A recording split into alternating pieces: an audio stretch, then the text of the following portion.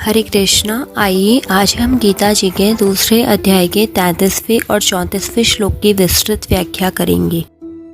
अथ चेत्त्वमिमं धर्म्यं संग्रामं न करिष्यसि तथा स्वधर्मं कीर्तिं च हित्वा पापमवाप्स्यसि।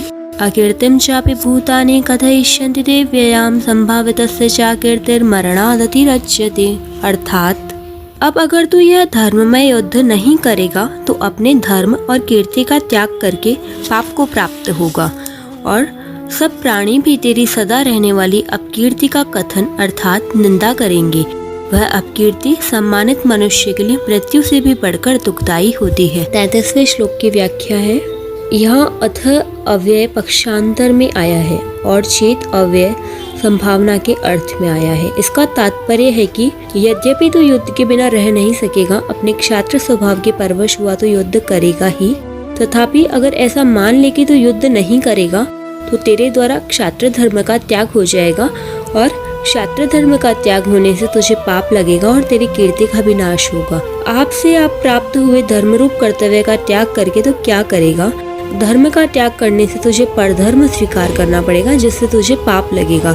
युद्ध का त्याग करने से दूसरे लोग ऐसा मानेंगे कि अर्जुन जैसा शूरवीर भी मरने से भयभीत हो गया, इससे तेरी कीर्ति का नाश होगा। 34वें श्लोक की व्याख्या है। अकीर्तिम चापि भूतानि कथयिष्यन्ति ते व्ययाम।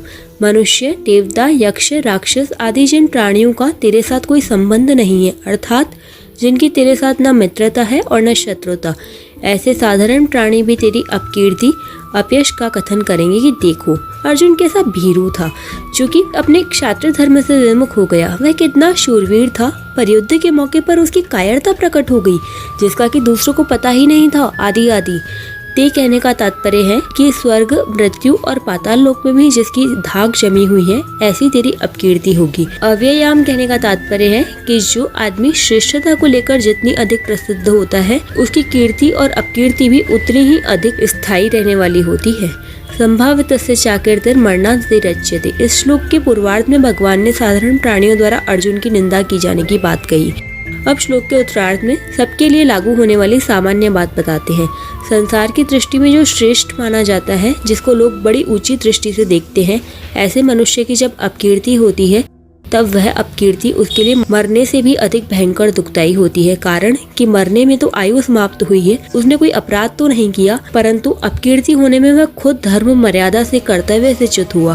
तात्पर्य है कि लोगों में श्रेष्ठ माना जाने वाला मनुष्य अगर अपने कर्तव्य से च्युत होता है तो उसका बड़ा भयंकर अपयश होता है। आगे के श्लोकों की व्याख्या हम कल करेंगे। हरे कृष्णा, राधे राधे।